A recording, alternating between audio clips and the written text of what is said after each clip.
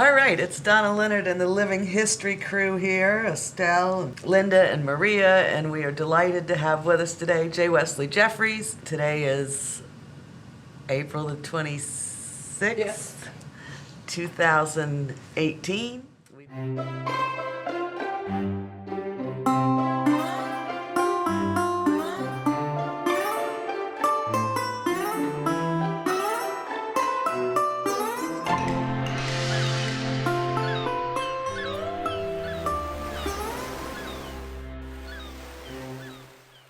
We've been trying to get together with J.W. Jeffries for quite a long time, and we're just delighted that we've finally been able to bring him here with us today. He's a character, to say the least, and we are going to ask him to discuss his ancestry with us a little bit, who his people were, how they came to be at Chincoteague. So thanks for being here with us, Jay, and take it away. My pleasure.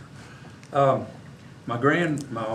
dad's side of the family, my grandfather he had 7 brothers, and when they settled originally up around Port Elizabeth, New Jersey, and they eventually, my grandfather Wesley Robert and Evans Jeffries' grandfather Calvin moved to Chincoteague, and my grandfather got in the seafood business. My grandmother was Bertie. She was a dowdy, and when they married, of course, they had 4 children. Dad was the only boy, and he had 3 sisters: Ida, Ora, Wolf, who in later years owned for a while the old Russell Hotel, and then Bertie Coverdale, and my 2 aunts, Bertie and Ida, spent most of their adult life in Norfolk, Virginia, and they both ended up retiring in Chincoteague. I don't know much history on my dad's side of the family back beyond my grandfather. Before I retired with the town, I had a gentleman, when Everett Jeffries had his insurance business across the street, came into the town office and was inquiring about Jeffries, and come to find out he was the son of one of my grandfather's brother. He was a retired general living in Mississippi. So, and I've since found out that I have a relative in Culpeper, Virginia, but they're spread out, and I don't really know a lot about the history on that side of the family. Grandma Jeffries, Bertie Dowdy, was the daughter of Ida Bell and Salem Applegate Dowdy, and Salem Applegate was one of the guys who during the war actually strung the cable, submarine cables and stuff, across the mouth of Chesapeake Bay and all. And come find out, I had Dad was in the service a while, but he never stayed in long enough to retire.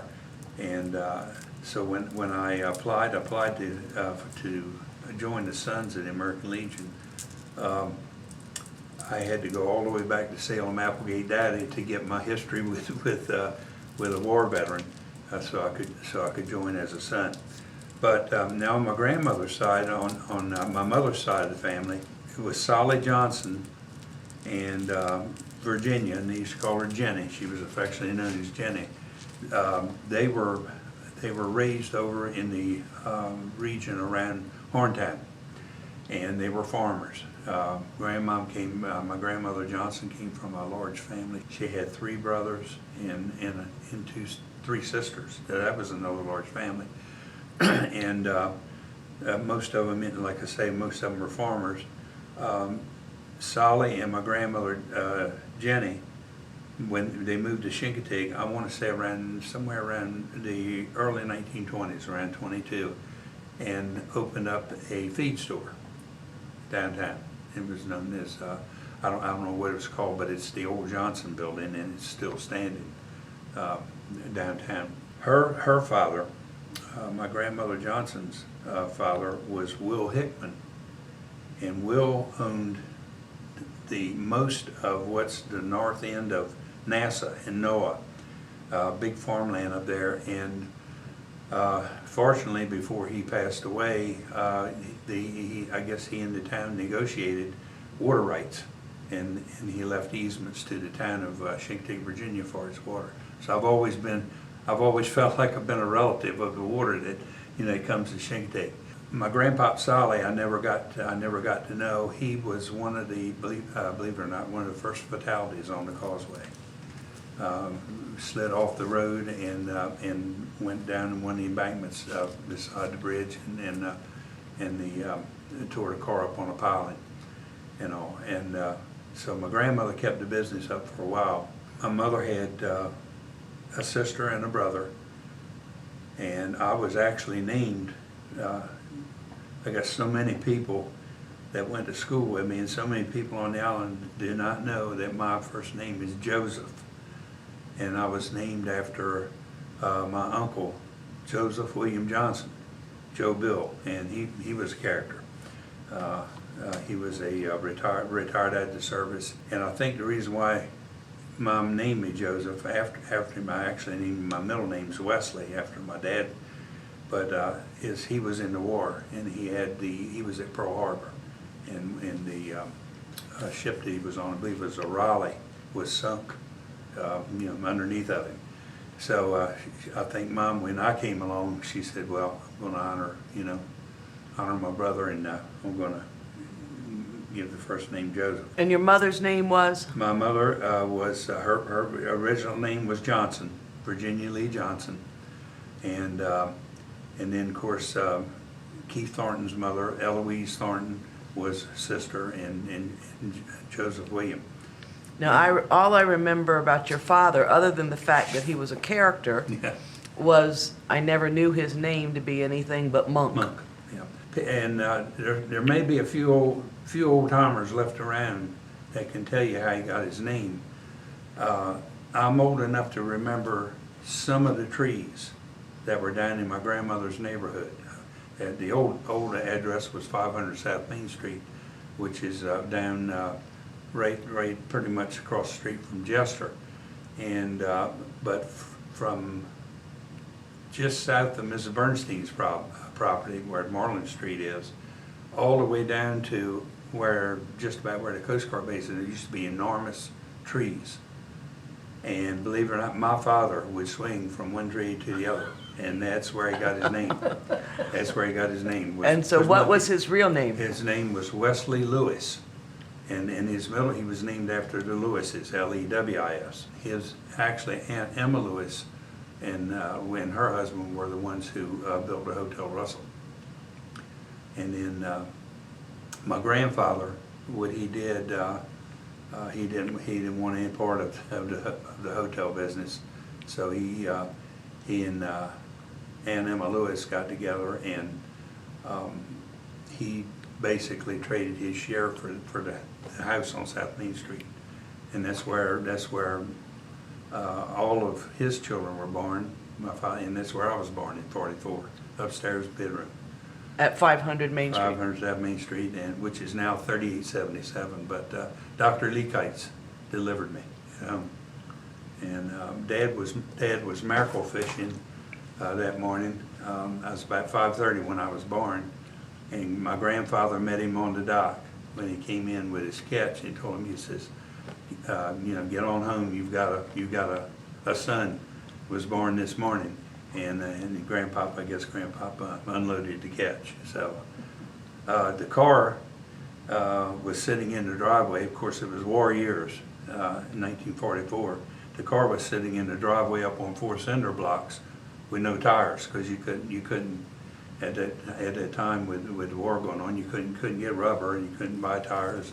You were lucky if you had fuel. I've got a long history on my mother's side of the family, local, generally local, northern Accomack and all. Ace Hickman, former mayor of Chincoteague, was my grandmother's uncle, and so. But on my dad's side, like I say, I'm kind of limited in my history because. Well, my grandfather and my grandmother was back about as far as I could remember. But you do have a little Jersey in you. I guess I do. And I got the part of Jersey in me that had sense enough to come south. And I hope I don't offend anybody by saying that. Okay, well now we want you to skip over and tell us the name of your 4 kids. I was married at an early age. How old were you when you married I Betsy? was a senior in high school, just short of 18 years, and blessed with 2 beautiful children. My oldest daughter, Leanne, is a long-time registered nurse, living up in the. She married one of the Bernstein, one of Danny Bernstein's fellows, the oldest one, Aaron, and they live up in the Ashburn, Leesburg area, Sterling, up in that area. And of course, you know my son, my oldest son. Well, I know both. I know all your children. Yeah, Joseph Wesley the third. JJ. And he never forgave me for naming him after me. He said, I thought you'd be disgusted with the name by the time you got around to having children of your own, but I couldn't resist. So he's a chef in Orlando, and just 2 beautiful children. And then we're remarried in 1977, and married a local girl, Honey and Bert Church's daughter, Peggy. I tell her she's added years to my life because along about that time I was in the fire company, and I was kind of, I won't say they were wild years, but they were wilder than I'm living now. But the oldest daughter of mine and Peggy is Kara, and I messed her. I guess I messed her up with her name because I named her Kathleen after Peggy's mother. Peggy's mother was always known as Honey, and a lot of people didn't know her first name was Kathleen, but I tacked on Eloise, Catherine Eloise, and one of my closest friends said, "I'll have to hand it to you. You have some of the prettiest children I've ever seen, but you have messed them up royally with their names." So, and then my youngest son, Edward Wilson, I named him after 2 uncles who I love dearly. Keith Thornton's daddy was Wilson Thornton. They called him Dink. And then Edward Helps, who married one of Dad's sisters, and he retired out of the Coast Guard. Just 2 very kind and gentle men, and I named him Edward Wilson, and we call him EW, and he's a firefighter paramedic over at NASA. So I've been blessed. I've been blessed. They all have had reasonably good health, and they're all relatively successful. So. And I think they all have a great sense of humor, which I do credit to you and probably Monk. Yeah, Dad never met a stranger. He suffered his first heart attack when I was in the 8th grade, and at that time the care for heart attack victims was bed rest. And Dad was a prolific reader after he got sick, and he was a disciple almost of Eisenhower, because Eisenhower had the heart problems and wrote a book on it. And but after Dad was probably, I won't say totally bedridden, but in and out of the bed for about 5 years, and he finally, Dr. Kegley was his doctor, and finally let him get out in the yard and start pedaling. And to accentuate what you said about my father, my mother would come home days from the hospital. Because your mother was a nurse. Mother at the old Peninsula General Hospital. And she'd come home days, and Dad would be in the house, and he'd have a little serving of cheese and crackers and stuff and some coffee, and he'd have a couple of people in the house. Of course, Mom being the lady she was, she didn't make a fuss about anything. And when they were gone, she said, "Wesley, who were those people?" He said, I don't know, I was out working in the yard, and these people came by and struck up a conversation with me. And I invited them in for some cheese and coffee, and he stayed. So, but Dad never, I don't think he ever met a stranger. He never did. And Mom took care of a lot of the local ladies, and I honestly believe that's why I love people the way I do. I attribute just about all of that to both of them. Yeah. All right, we're back with Joseph J.W. Jeffries, and he grew up in what we call downtown Chincoteague. So we're going to talk to him today a little bit about being downtown Chincoteague as a youth and living in the upstairs of a building that was owned by his family. The building, the old Johnson building, of course, is still standing. It originally housed the ABC store, Dr. Hennett's H&H Pharmacy, and Grady's, what we used to call it, the meat market, but Grady's grocery store.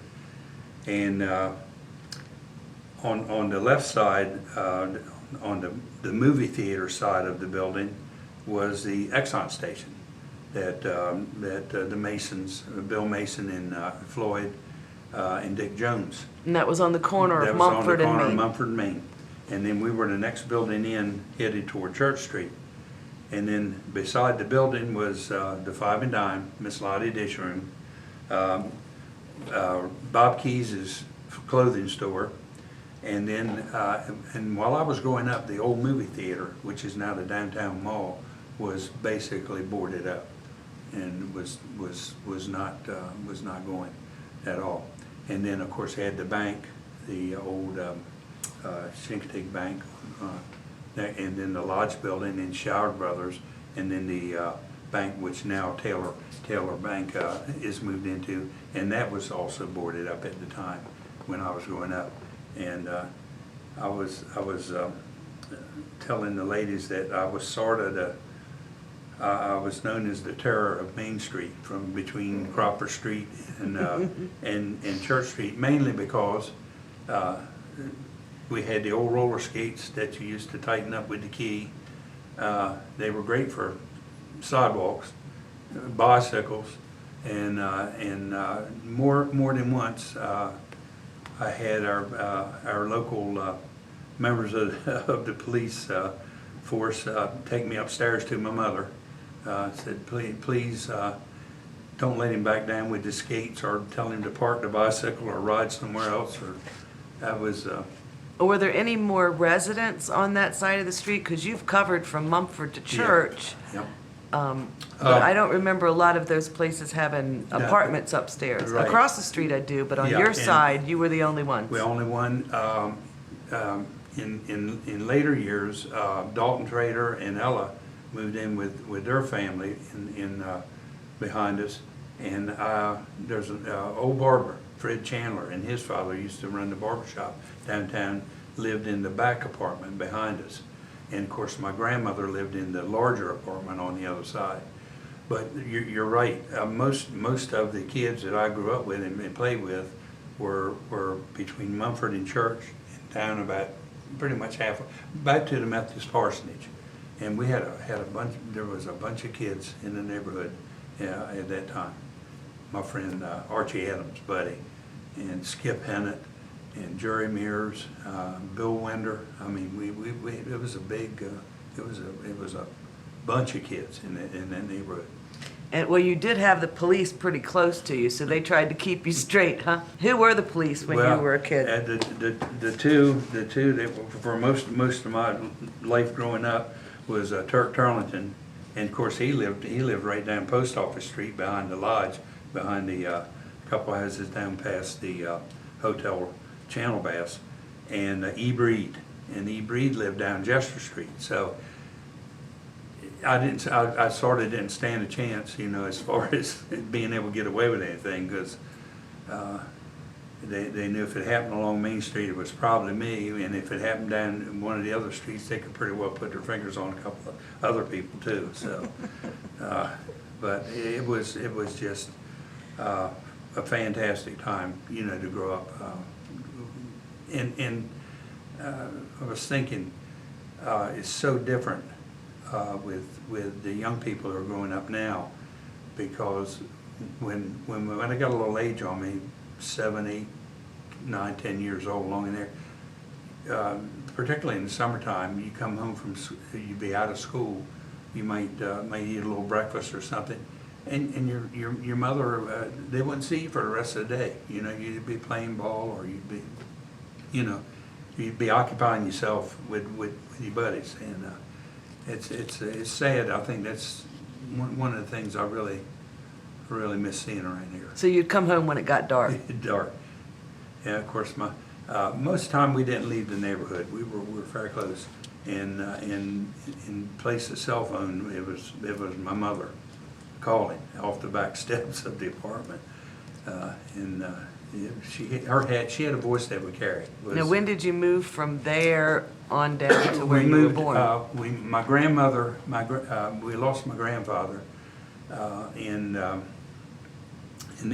early 50s, and my grandmother developed some heart problems, and we moved in with my grandmother, and I would say I was probably in with my grandmother from about we moved in about probably somewhere around 1955, 1956, and all, and that's where I finished high school down there, and actually then when my father got sick, Peggy and I moved back in the house with him and tried to care for him. So it was a tough decision to part with that piece of property. Well, let's go back downtown, and right. So you've covered your side of the street. Right. Tell us about All right. the western side of the main the street. western side of the street, starting at the bridge where the old bridge came in. Even farther down, we had there was a restaurant down there, Hanley's. Mr. Jester had the barber shop, which is now the library downtown, and it was the old Delmarva Power Building. And they were right across the street from the Hotel Russell, and of course the Edgerton Fish Dock was always there. And as you come ahead, the corner building, there was a Nash Rambler building that Wild Maddox owned and ran, and he had apartments upstairs. And across Bridge Street, coming north. The first person I actually remember in there that was old man Ridge Stubbs, and he had a little restaurant, and he had games, pinball machines, things like that. Had a pool room. Then of course Mr. Blake had I believe it was called Coney Island, the little restaurant where the Saigon Village is now. And then the next building was where Fred Chandler had his barber shop. And then of course the March Storm took care of a big part of that side of the street, the old A&P store. We had a cleaners across the street from my grandmother's building, the Western Auto, all that was taken out.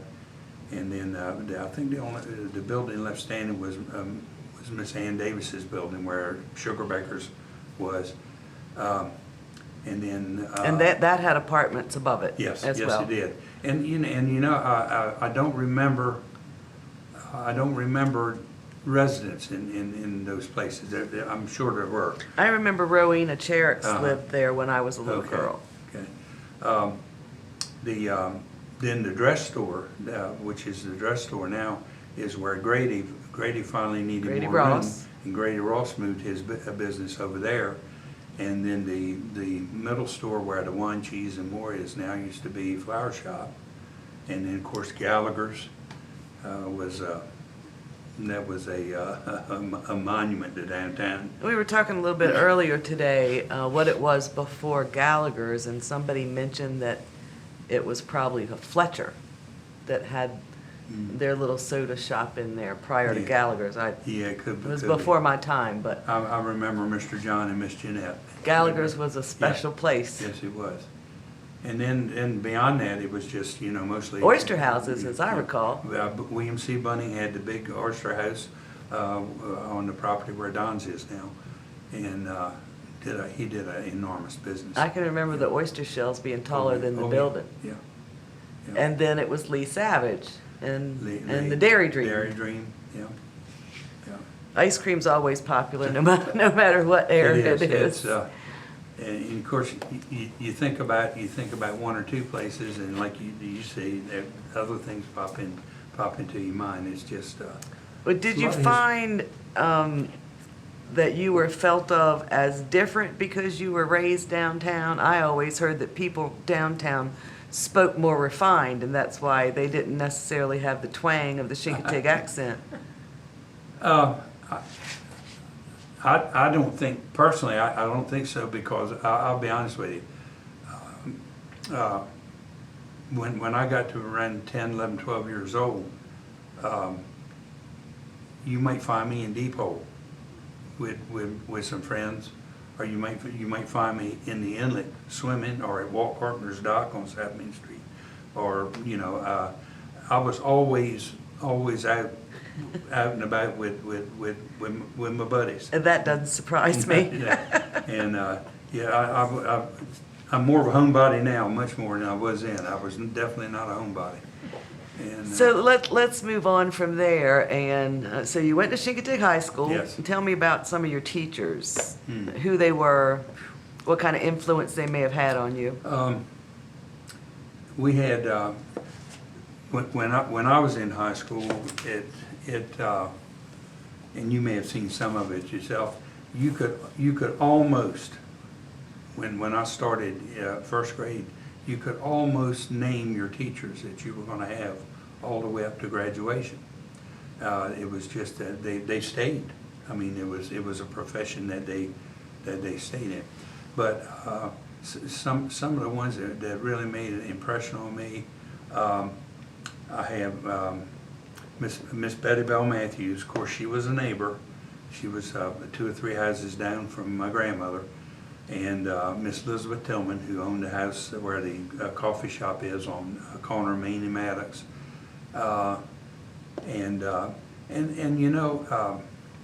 Tommy Phillips was always, he was I won't say a friend, but he always had an ear for you. If you had a problem or something like that, I always thought he was a good principal. He wasn't aloof, I'll put it that way. And then we had Miss Stella Taylor was our math teacher, and I would say discipline-wise and sternness and all, I've never seen a teacher like her. She and if I went back and now I see so many good things that she was doing in the classroom. That wouldn't be allowed today. Probably not. No, because, she expected you when you walked in the classroom to be prepared for that lesson. And of course, nowadays, if they're prepared when they leave the lesson, you're tickled to death. But I think the main difference I would say would be just the longevity of the teachers in their positions. And that was sort of like it had a stabilizing effect, I think, on the student body too, because you knew what was coming. And I think also one of the things we remembered this morning is that those teachers covered generations. They taught the mothers and the fathers, and Yes. then the children, and Yes. I think dear Maury Enright's probably even covered 3 generations. I asked him one time, and I love that man. I don't think there's been a finer man ever born on the face of this earth than Mr. Enright. And I asked him one day, I said, how long are you going to stay? And he said, I'd like to stay a little bit longer than Miss Elizabeth Tillman stayed here. And he did. Okay, now we're going to advance to some of the time after you went to Chincoteague High School, left home, went to college, went to work, only to turn around and come back home. Of course, I was married over the summer, and I almost gave up on the idea of going to college. And I had a mother and father that insisted, and fortunately I had a grandmother that had put a little bit of money away for me my first year or two in college.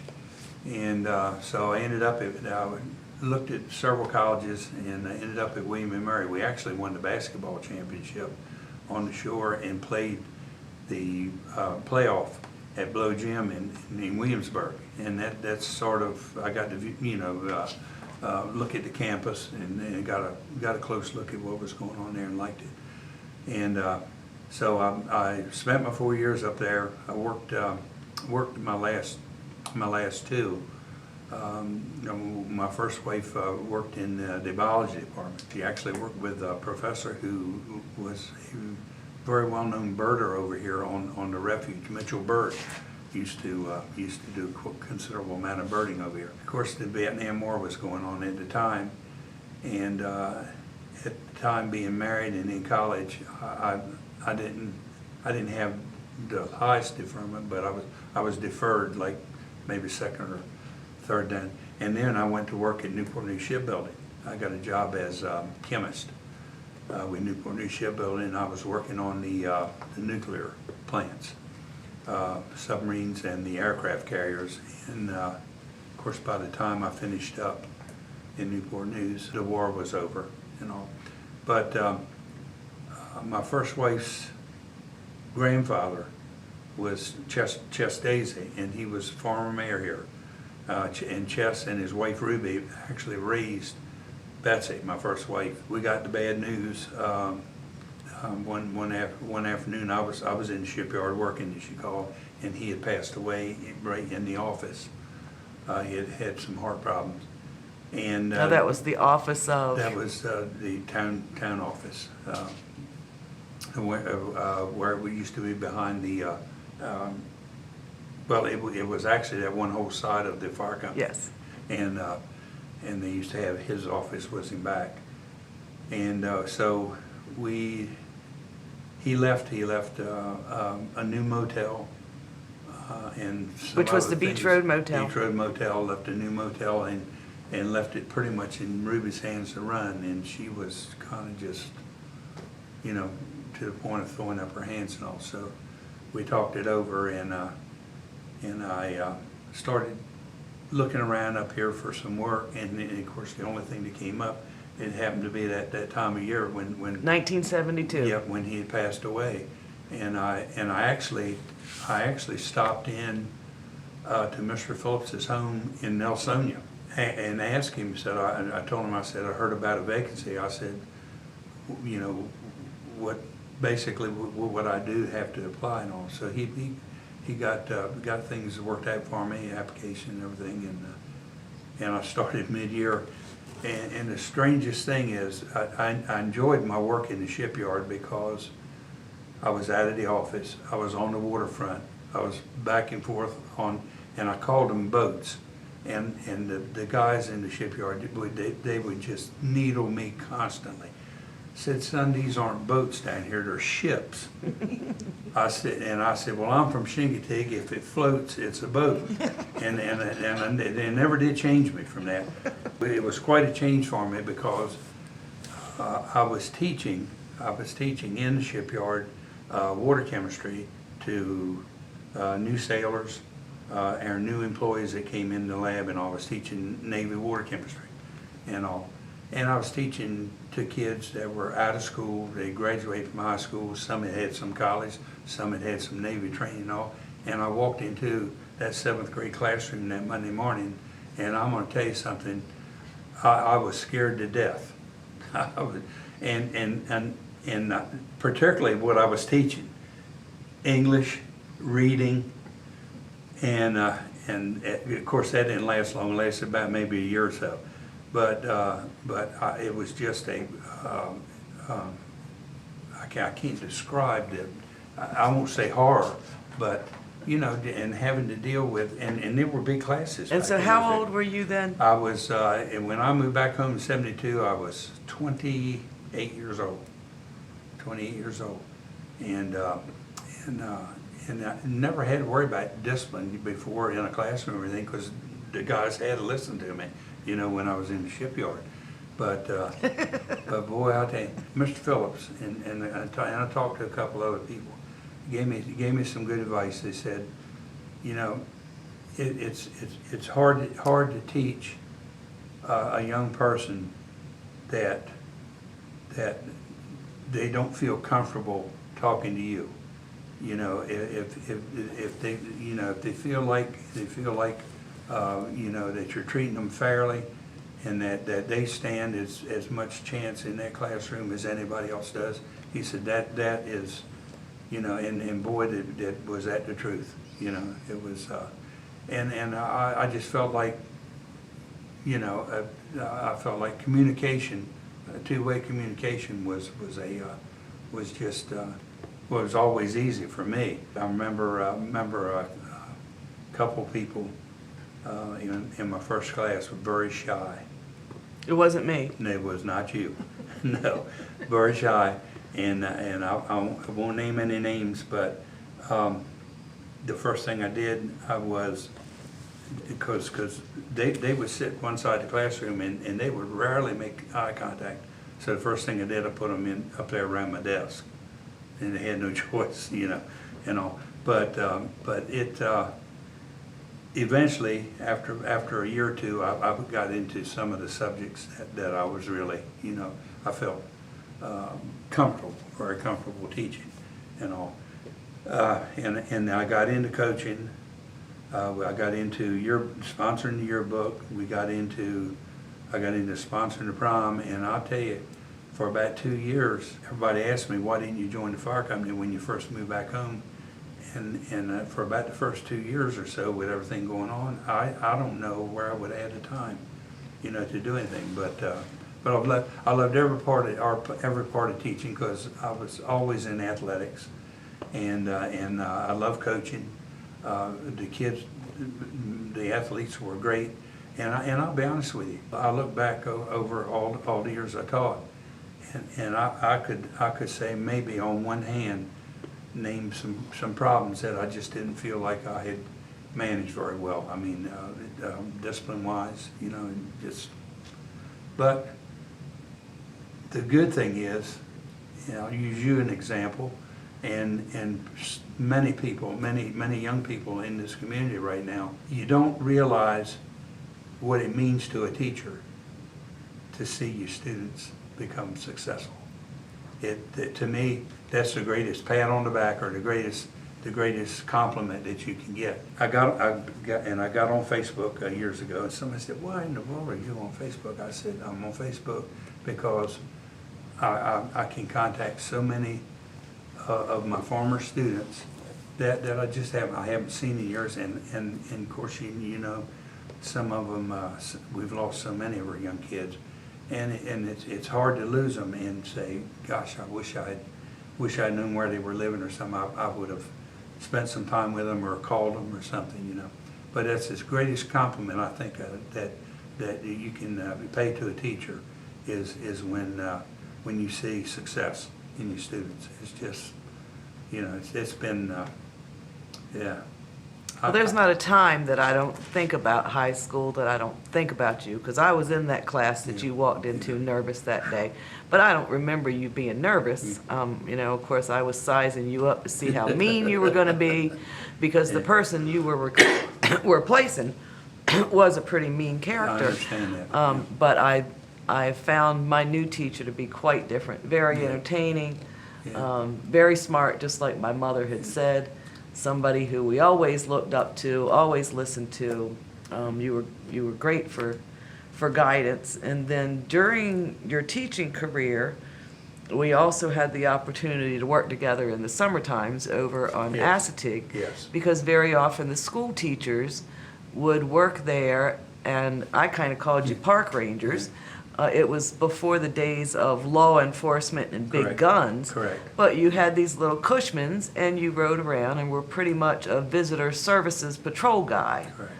So I'm very thankful for the time that we got to spend together, and the influence that you had, not just on me, but many, many other young folks that I know.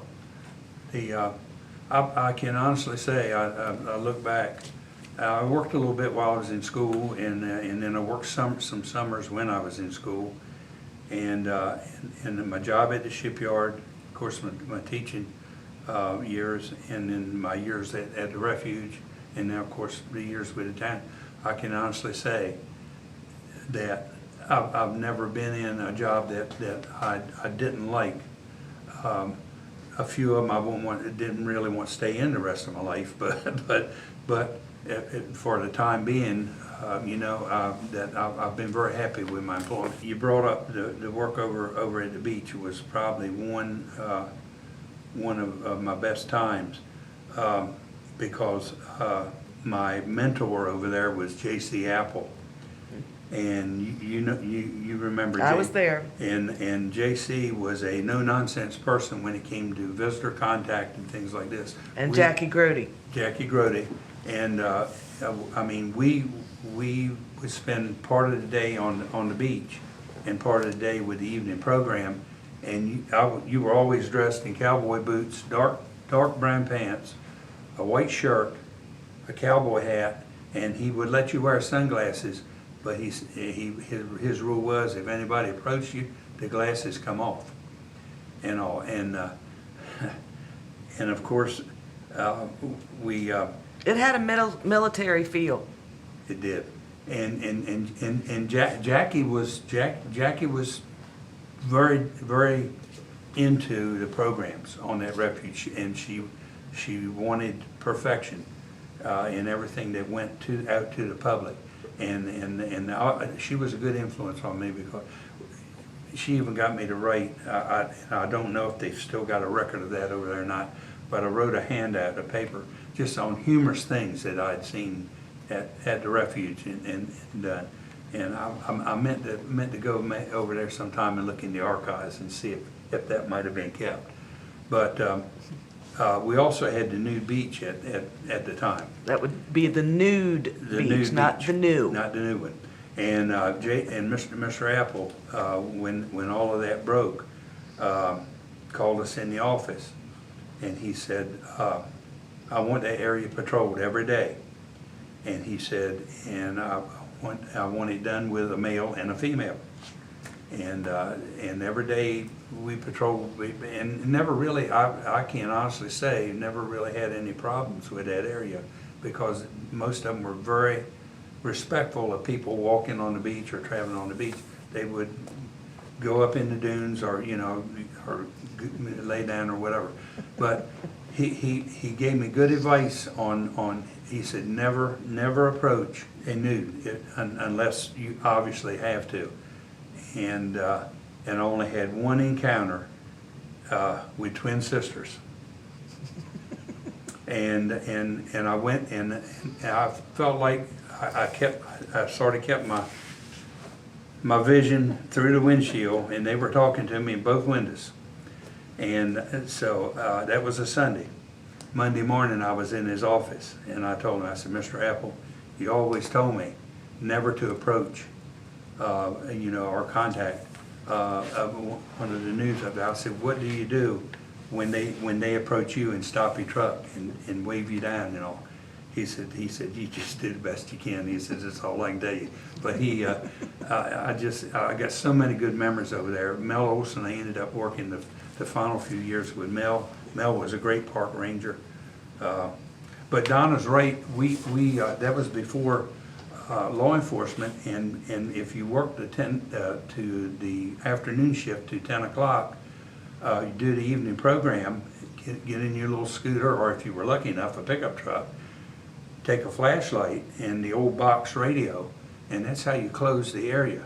Pitch dark over there, and close the beach, and then one night I was closing the trail, the wildlife trail, and there was a car parked on the back side, the 3.5 mile loop, and with my flashlight in hand and my heart in my throat and that radio. Of course, nobody was listening to the radio because there was nobody on the refuge, and you might pick up somebody on Chincoteague, maybe picking it up, and I searched that entire area all the way out to the overlook that used to have. I could not find anybody, so I left a note on the windshield. It actually it's a citation notice is what it was. So I went to work the next day, and Jackie Grody had the guy in her office. He had just graduated from, I want to say Rutgers, but now, he had just graduated from Rutgers, came down to Chincoteague, and got lost, and parked there, and spent the night. And he was dressed in his black robe, graduation robe. And I told Jackie Grody, I said, you'd have had to call the ambulance for me, because if he'd tapped me on the shoulder or something, I would have, I would have, what do you do with a flashlight and a radio?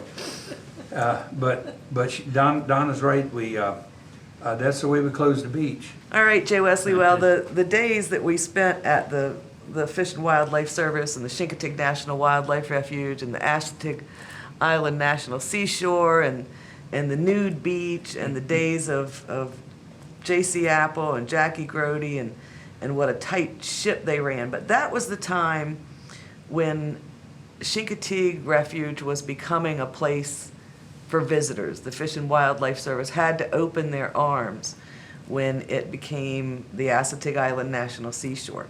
So that certainly changed things, and as visitors services came in, that's where you and I came in.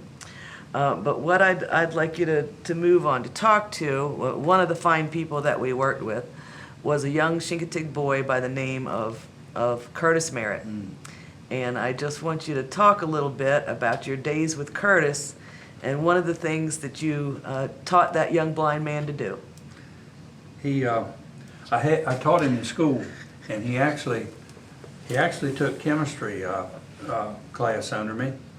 And Curtis always had his Braille, his typing machine, and I would give him his exam orally, and he would type the answer and then read it back to me. And your mouth, it's jaw dropping. He was just a brilliant kid. He came from very, very fine people. Going back to one evening, I was closing the beach down, and we always start on the south end and work back toward the main parking lot. At the time, the main parking lot was paved, and it was of considerable size. And I got around the little traffic circle and started to enter the parking lot, and I saw this white van. And this white van was when another car in the parking lot, this white van was all over the place. And I said, I have no idea what I'm getting ready to get myself into. And so, fortunately, I had a pickup truck, and hit my brake lights 2 or 3 times. I got them stopped, went up to the window, and Curtis was driving. Curtis was driving. Little known to me at the time, my son-in-law, who wound up to be my son-in-law, my oldest daughter, and his 2 brothers brought him over in the company van that they had, and were letting him drive in the parking lot. And I didn't know what to say. And of course, like I say, what do? You don't. Just to repeat what Donna said. Here was a young kid that had with a very early illness, had probably every excuse in the world, to give up on his life and what he made out of his life, And I see so many young kids now, what he would have given to have a few more years. But, well, the story I heard was that you actually taught him to drive from that day. Well, I believe me. I told them if they came over there, make sure that the parking lot was empty, and because there's no way I could explain it otherwise. I mean, if the parking lot was empty and we got caught, it'd be a different story than if you ran inside of another vehicle. But he he could. I mean, he knew. Of course, he knew all the operations of the vehicle, signal lights, and everything. And you usually only had to tell him one time. He'd just pick it up. But had many good memories. One afternoon, and this was I worked with the Fish and Wildlife for about 9 years, and I worked 3 additional with the Park Service. And we used to patrol the fishing zone at the beach, and this fella, he just looked so familiar to me, and he came for a whole week, and I didn't say anything to him the first year. The next year, almost the same week he was there, and I said, well, I've got to go up. I went up and introduced myself. Burgess Meredith, the actor. And he was down there surf fishing. He said, I take a week off, I come down here, enjoy the sun and the surf and all. And I got a chance to meet him. And of course, you know, Linda Lavin, she graduated from William Murray, and I got to be, I won't say palsy with her, but we got so, you know, I could at least get her carnival ground and play some bingo. I was patrolling that area, and there was this man and woman, and I noticed most of the time that I had gotten to the beach, he already had his line overboard, and the wife sitting there read constantly, and I noticed that he never got up to check the line or anything. So after about 2 days, curiosity got me. So I went over and I introduced myself, and I said, I can't help but notice. I said, I've got to ask you. I said, you come out here every day. Most time your line's in the water by the time I get here, and your wife reads, and you never move out of the chair. He said, let me show you something. He reeled the line in, and all he had on it was a sinker, not a hook or anything. He said, I just love pretend I'm fishing, and I just love to sit out here in the sun. But you know, it's remarkable, and I will say most of the people, and Donna probably agree with me, most of the people come to Chincoteague, and that's what they're looking for, you know, and I don't think we get many bad apples, you know, down here, and it's most time it's usually they're in a hurry, or you know, have another reason to get their feathers ruffled a little bit. But, Well, Jay, I've often said if I ever had a health problem and I had to call the ambulance, I was hoping you were going to be the first responder. So now I would like to go in your fabulous history of your involvement with the fire company and our ambulance service, our EMTs, because I think you were EMT before they ever came up with those terms of EMT, as I recall it. So after your days of Chincoteague High School and being a teacher, tell us about your lifelong dedication to the Chincoteague Volunteer Fire Department. I actually That's an appropriate song. got my interest peaked, and then in the love for this company years ago before I got into the fire company, and I used to always tell one person in particular, Julian White. Julian used to always brag how many years he had volunteered at the carnival ground, and when I told him when I started down in the bingo stand at 10 years old, and at that time, there's probably a few people who remember it. At that time, because so many firemen were watermen and had day jobs, pony penning day, when the carnival was open during the day, they would actually hire young kids to work in some of the stands. And I remember working in that bingo stand for $1.25 for Wednesday, but they expected you to come back Thursday and work for free, and which I did. And my uncle Wilson Thornton was running the bingo stand, and he put me down in the corner with Kelly Sharpley, Albert Kelly Sharpley, and he says, you follow him around and watch what he does. He said, you'll never have a problem with anything going on in this stand. So I got my start somewhere around 10 years old, and I used to always kid Julian, and he would come in the first night of carnival and say, how many years does this make you, Julian? He said, you know how many it is. I said, yeah.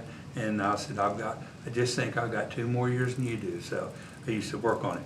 But when I moved home, I got real busy with the school, with sports and the yearbook and the prom and things like that. And after a couple of years, two of my dear friends, Ollie Reed and Evans Dirksen, and God rest his soul, miss him every day, said, look, you know, it's time you're thinking about getting in the fire company. So I put my application in September of 1974, and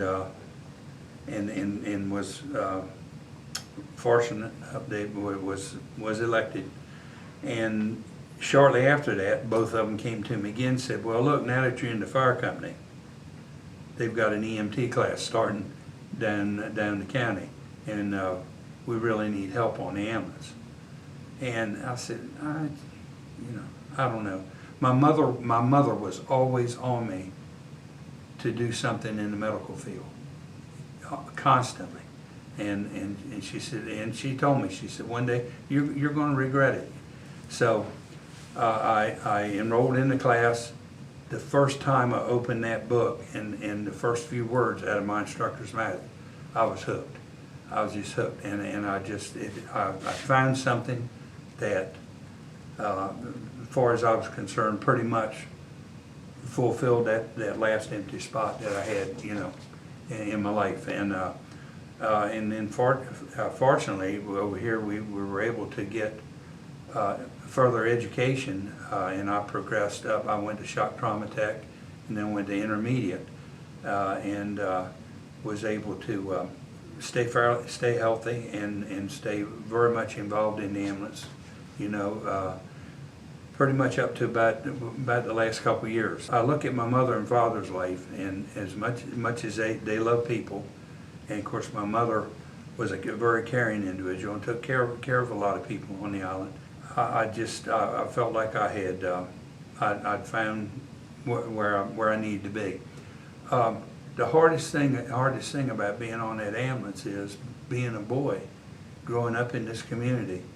So many of the older people that I was always around, it's hard to lose them, you know. And you know, fortunately we didn't lose many on the ambulance itself, but you knew a lot of times when you took them to the hospital it was going to be their last ride, you know, and all. But then I got thinking, what if me or Evans or one of the guys wasn't there that they didn't know? At least there's somebody that you love, that was there, that grew up around you and loved you and were with you in those final hours. So I tried to reason it that way.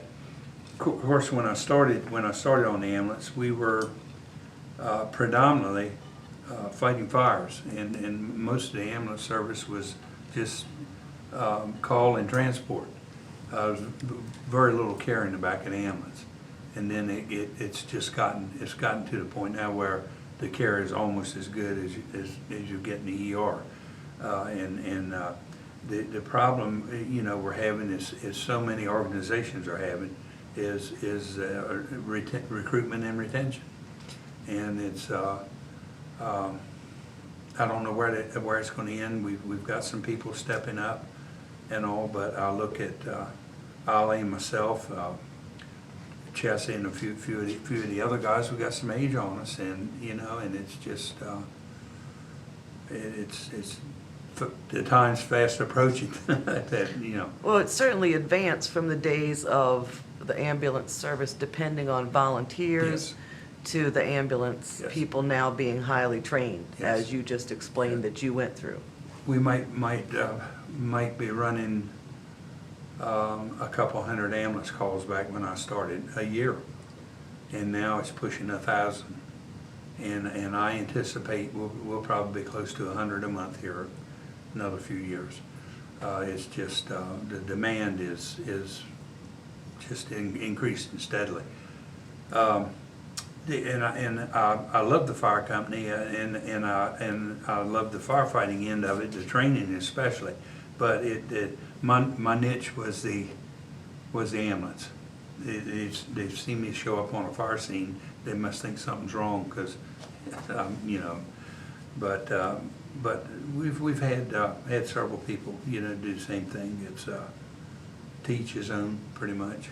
And Well, certainly, as a citizen of the island, I want to say how thankful we are and how great it is just knowing you're there, the security of it, just knowing that we've got such dependable people to call on.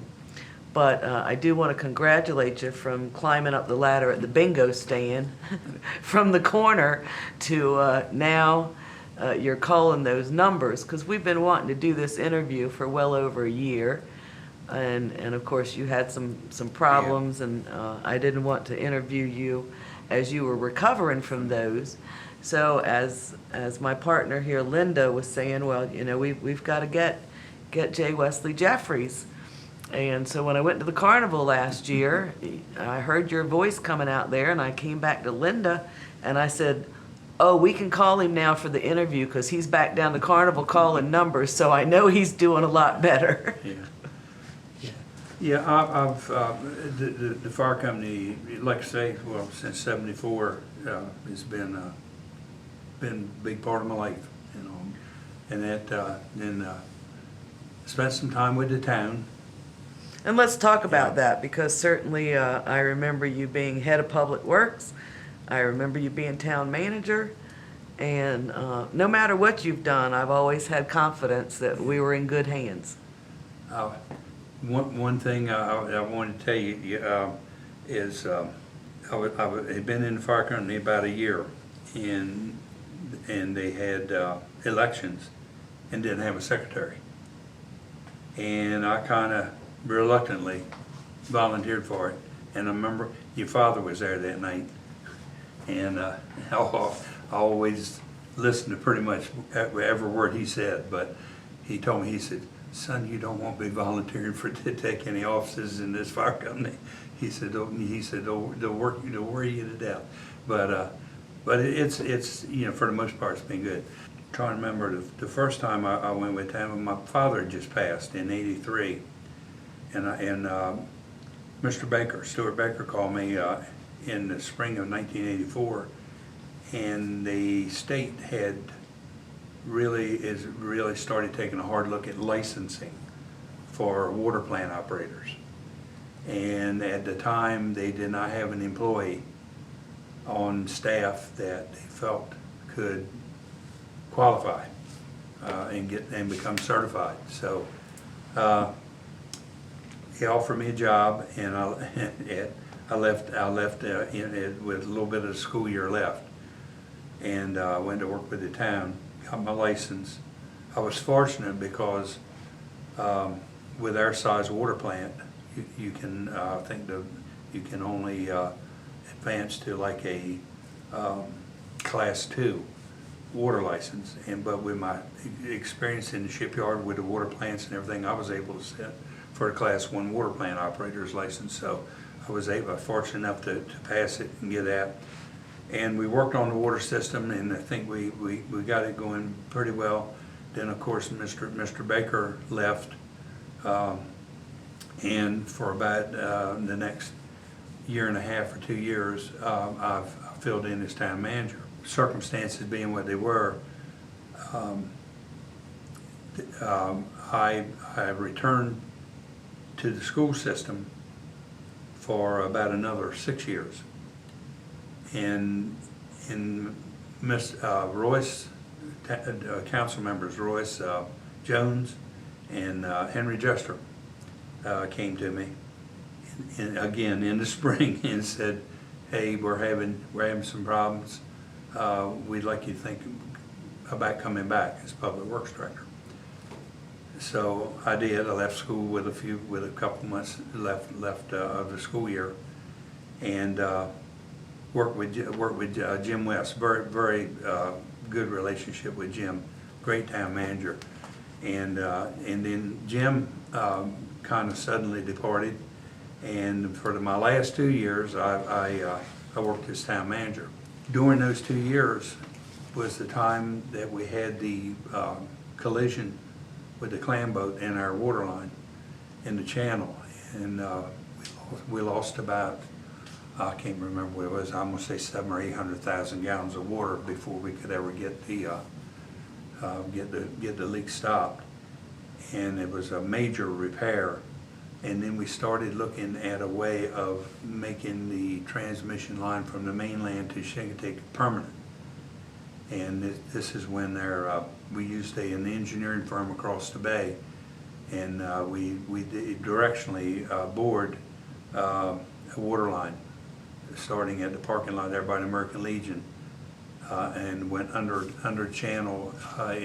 Actually, that water line, I believe, if my memory serves me correct, it's around 40 feet under the bottom of the channel. So it'll never be, if somebody dropped a bomb on it, maybe, you know, it would happen. But I think our water system now is as far as transmitting it to the island is in good shape. That was a big surprise because it was we didn't really have the funds, you know, on hand to do it. So we had to come up with a variety of you know, ways to get it done. But that to me, probably I stayed with the town in 2 stints about 13 years, and having that water line put in was probably, I consider, one of my biggest accomplishments, because I think it's ensured at least we can find a decent water, we can get it Chincoteague now, you know. But the town is just it's growing. It seems like it's growing, and not necessarily a bad thing. You know, people like I said earlier, people that we have visiting are interested in what the town has to offer, and the people that move here, the people that actually decide to settle here, have most of them have pitched in. They've joined committees. They're very active in community activities, and the town's been very lucky. Because I think it's made the transition.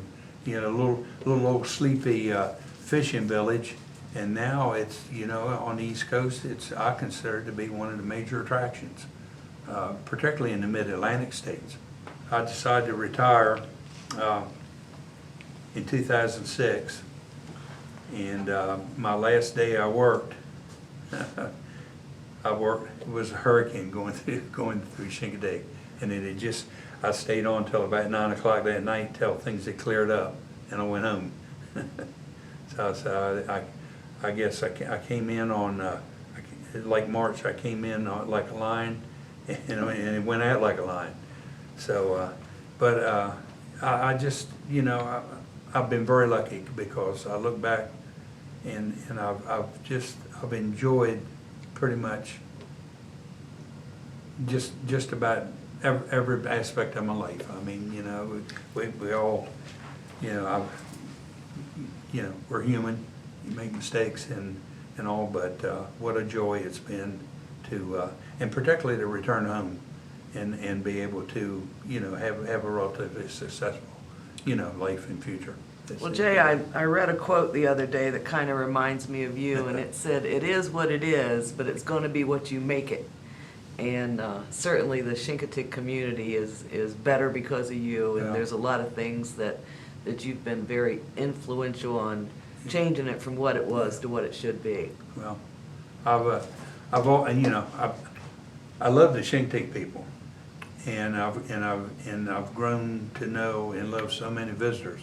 You know, that I see them carnival ground all the time, or around the firehouse, or other activities, and it's just, you know, I think I've not been disappointed in trying to find the good things in people, and it's been a joy to me. Well, I know there's so many stories that we haven't told today, and that you and I and others can get together just like we're doing right now and chatting forever and ever, because the stories just don't stop. Well, you know yourself, you mention one thing, and three or four other ideas pop into your mind, and I will tell you this. Everybody has been telling me I should write a book. Well, believe it or not, I started writing a book. Do you know how far I got? The dedication page. You know who I dedicated it to? I forgot. Claudia. Claudia Acott. Yeah. What a character. I've got the dedication page done. Now I've got to get that first word down on print. But I intend to do it. And Peggy's always, my wife's always telling me, you got the perfect venue to do it. Now, were you and Claudia the same age? Claudia and I were the same age, and Claudia was always very close to my mother. I'm sure. Very close. I would imagine your mother was a mentor to her. My mother was the typical old-timey nurse, starch collar, immaculate. I mean, White. And Claudia was the same way. Claudia was the same way. Boy, I lost a dear friend. I tell her I lost a soulmate because she and I were. Well, I can imagine that you and Claudia were probably class clowns. Besides being very smart and Yep. dedicated Yep. as you were to things, And, but both of you have a wonderful sense of humor. Yep. As a matter of fact, I can't remember my old yearbook. I believe one of my superlatives, I believe it was class clown. So have I left out anything? Well, I was interested in what you think of the new fire department, new fire hall. You know, we've had a, personally, I'm delighted. We've needed it for years. Some of our older members, they said, "Why are you going into a lot of debt? Do you really need it?" But we've outgrown 2 firehouses. We've outgrown the one on Main Street, and the town, thankfully for them, leased the garage to us for practically nothing.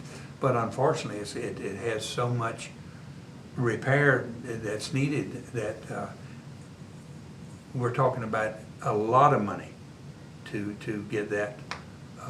So it's a challenge. But of course, Donna knows. I'm sure her father said. Ever since I've been in the fire company in 1974, we've always had a debt. We've either owed for fire trucks, or we've owed for ambulances, or we've owed for property, or carnival rides.